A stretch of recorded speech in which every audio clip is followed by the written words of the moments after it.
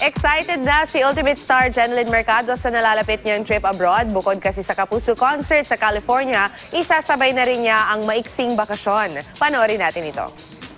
Mga Kapuso, we're so happy that this morning makakasama natin ang Ultimate Star. Siyempre, wala nang iba kundi si Jenlyn Mercado. Jen! Magandang umaga po sa inyong lahat. Good morning, Tita Lar. Eto na, nagpiprepare na kayo para sa January 22 show, Sikat Ka Kapuso. Ano ang mga preparations na ginagawa mo? May sayawan, may kantahan, merong konting skit, ganyan. Siyempre, yung mga alam ko na miss nyo na ang Pilipinas. So, dadalhin namin dyan yung Filipino feel, diba? Sila Alden, si Betong, si Lovey po, and si Tom Rodriguez, si Dennis Trillo, yan. Ito isisingit mo, no?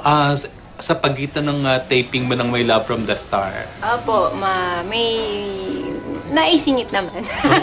Naisingit naman po. Oo. Opo. So, kumusta ang taping nyo? Okay naman po.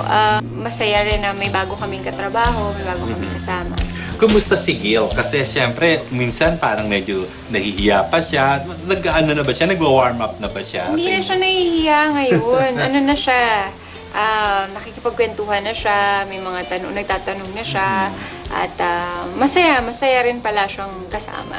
Jen, magbabakasyon ka pa rin. Siguro nasa bucket list mo itong pagbabakasyon mo na to. Hindi pa talaga ako nakaka-experience ng bakasyon na yung puro ice, yung ganon. So this time, puro yelo. Puro yelo, Northern Lights, diba? Ilang araw lang, para mga 3 days lang po. Kasi, siyempre, dito naman sa Pilipinas, walang Northern Lights. Kaya, siguro magandang samantalahin na rin itong yung ganitong period, no? Actually, yung lugar na yun, napakatagal bago makapagpabook. So, nagpabook kami parang 1 taon na po. Thank you very much, Jen. It's always a pleasure to talk to you. Thank you very much. Thank you din po.